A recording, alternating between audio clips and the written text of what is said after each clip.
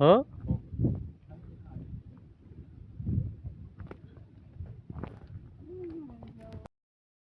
आता आम्हाला बघायला मिळालं, की अंजनवेल म्हणजे ग्वाल्हेर तालुक्यातला हा किल्ला गोपाळगड अ, या किल्ल्यावरती काही पर्यटक आले होते आणि वाद झाला आणि त्या वादाच्यातनं माहिती मिळाली, की हा किल्ला माझ्या मालकीचा आहे असं इथल्या ज्याच्या आंब्याची बाग आहे या किल्ल्यामध्ये त्याने सांगितलं. खरं गडकिल्ले हे कोणाच्या मालकीचेच नसतात. हे शासकीय मालकीचे असतात आणि या गोपाळगड किल्ल्याला फार मोठा इतिहास आहे. म्हणजे हा समुद्राच्या किनारी असलेला मुख्य किल्ला आहे आणि त्यामुळे या किल्ल्याचं राज्य संरक्षित स्मारक म्हणून सुद्धा गव्हर्नमेंटने जाहीर केलेलं आहे. असं असताना सुद्धा कोणीतरी सांगतो, की हा गड माझ्या मालकीचा आहे. हे योग्य नाही आहे आणि शासनाने सुद्धा या बाबतीत लक्ष घालावं, की शिवाजी महाराजांची खरी जिवंत स्मारकं असतील ते आपले महाराष्ट्राचे गडकिल्ले आहेत आणि या अशा जिवंत स्मारकांसाठी शासनाने लक्ष घालणं गरजेचं आहे, की किल्ला विकत जाईपर्यंत शासन मग कुठे होतं, की हा किल्ला कागदोपत्री माहिती अशी मिळते, की हा किल्ला फक्त ₹300 ला विकला गेला त्या काळी.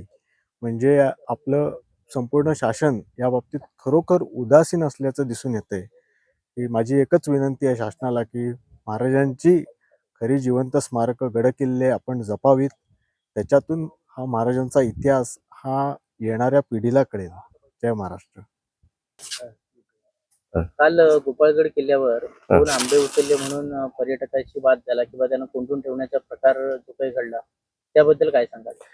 खरं तर ही सोशल मीडियावरती एक चित्रफित गोपाळगडची खूप मोठ्या प्रमाणात व्हायरल होते, की त्यामध्ये काही पर्यटकांनी इथे पडलेले आंबे उचलले आणि ते पडलेले आंबे उचलल्यानंतर त्यांना इथं डांबून ठेवण्यात आलं, त्यांना प्रतिकार केला.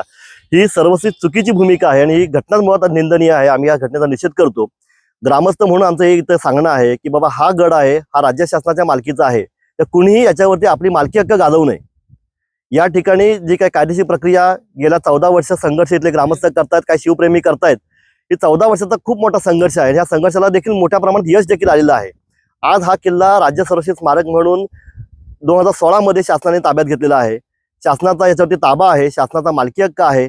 मालकाला जो त्या घटनेला किंवा या गडाचा तथाकथित मालक म्हणून म्हणवलं जातंय, त्याला भूसंपादनाच्या माध्यमातून मोबदल्याची प्रक्रिया सुद्धा चालू आहे आणि हे त्या व्यक्तीला माहिती आहे. आणि असं असताना सुद्धा हा किल्ला माझ्या मालकीचा आहे, माझी प्रॉपर्टी आहे, माझे कागद आहेत, हे कागद वगैरे सगळे आता सगळे उच्च न्यायालयात दाखवून झाले. उच्च न्यायालयाने त्याचा दावा देखील फेटाळलेला आहे. अशा परिस्थितीमध्ये गडावरती मालकी हक्क दाखवणे चुकीचं आहे. आमची सुद्धा त्यांना असं सांगणं आहे, की तुम्ही गडावरती मालकी हक्क दाखवू नका. पर्यटकांना किंवा जनतेला कुठल्याही बाबतीमध्ये संभ्रमित करू नका.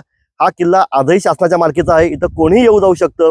फक्त आल्यानंतर पर्यटकांनी सुद्धा खूप काळजीपूर्वक इथं वावरलं पाहिजे. कारण आता आपण ह्या लढ्याच्या अंतिम टप्प्यामध्ये आहोत. पर्यटकांना कुठल्याही पद्धतीचा कुणी जर अटकाव केला तर त्यांनी ग्रामस्थांशी संपर्क साधावा, प्रशासनाशी संपर्क साधावा. भविष्यामध्ये अशा घटना पुनरावृत्त होणार नाही याची ग्रामस्थ म्हणून आम्ही निश्चितपणे काळजी घेऊ.